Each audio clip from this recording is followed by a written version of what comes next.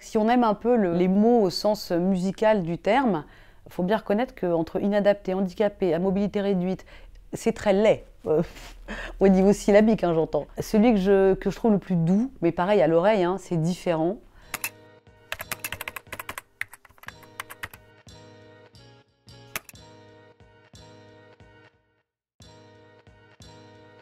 Alors c'est la naissance d'un enfant handicapé dans une fratrie et c'est raconté par les Pierres.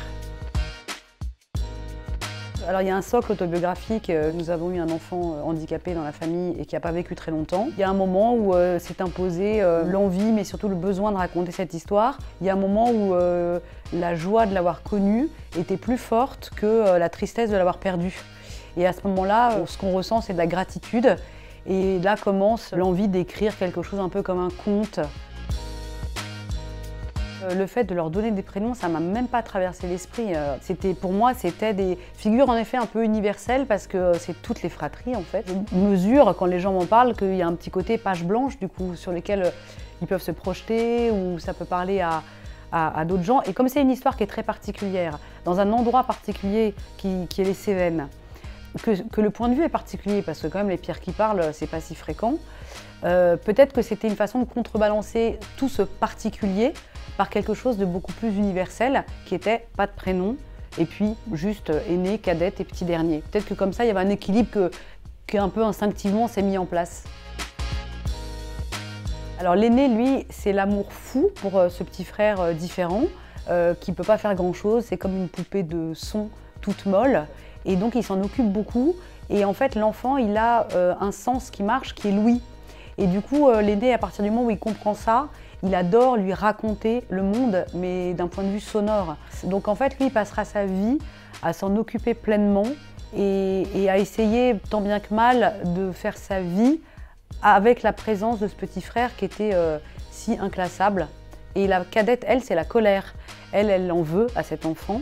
Elle trouve que d'abord il a confisqué son grand frère, qu'ensuite il a mis à mal l'équilibre familial qu'elle croyait comme tout équilibre inamovible. Il propulse son enfance à elle dans une zone un peu étrange de solitude parce qu'elle n'ose pas inviter des copines à la maison, parce qu'elle a honte de ce petit frère différent, puis elle a honte d'avoir honte. Et pourtant c'est elle dont la colère, cette force verticale, qui s'oppose à celle horizontale des enfants couchés. En fait elle va réussir à la convertir en une force qui en fait sauvera sa famille. En fait, contre toute attente, c'est elle qui va finalement réparer les choses. Et le petit dernier, lui, il arrive avec une problématique particulière qui est que comme il arrive après les tempêtes, il n'a pas le droit d'en créer.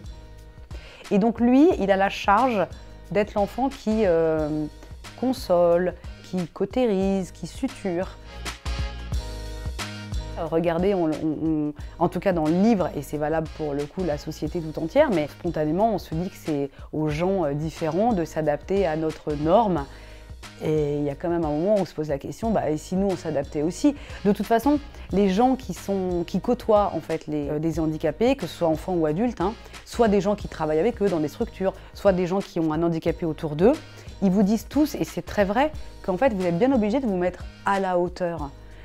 Les trésors de patience qu'il faut aussi débloquer, ces ressources en fait qu'on n'était même pas conscient d'avoir, et au contact à un moment d'un être différent, le miracle fait que on les trouve ces ressources. Donc qu'on n'aille pas m'expliquer que les gens différents sont un problème, puisque c'est exactement l'inverse, c'est une source de richesse incroyable.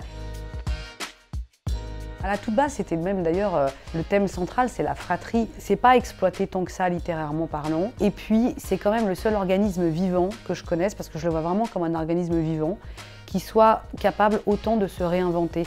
C'est-à-dire qu'il n'est pas rare de voir que le petit dernier va se comporter comme un aîné, le cadet va se comporter comme un petit dernier, l'aîné va être le parent des parents. En fait, ça se réinvente tout le temps. Il y a une capacité d'adaptation de la fratrie que je trouve phénoménale. Et puis, il y a cette idée aussi que souvent, dans une fratrie, un seul et même événement va être vécu de façon complètement différente selon la place que vous occupez dans la fratrie. Alors que factuellement parlant, c'est la même chose. Mais quand vous écoutez des fois dans les dîners de famille, famille où les frères et sœurs parlaient entre eux, c'est assez fréquent que l'un dise mais ça s'est pas du tout passé comme ça. Et en fait, c'est vachement intéressant. C'est selon la place que vous avez. C'est aussi le lien aux parents qui est pas tout à fait le même. En fait, pour un romancier, c'est passionnant en fait.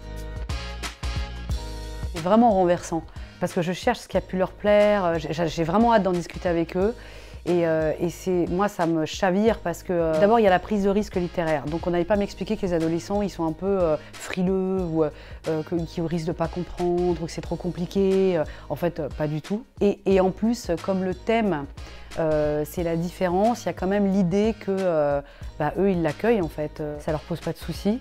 Et en plus, alors ça, c'est vraiment dans le registre hyper émotionnel, mais comme il se trouve que je mets en scène une fratrie adolescente quand même à un moment de leur vie, mais qui n'ont pas eu réellement d'adolescence parce que occupés en fait à cohabiter avec ce petit frère et occupés à s'adapter. Donc ils ont eu une adolescence quand même qui est assez esseulée. Et moi, je l'ai vraiment vu comme second cours des lycéens, d'un coup, une foule d'ados qui leur dit si, à nous, en fait.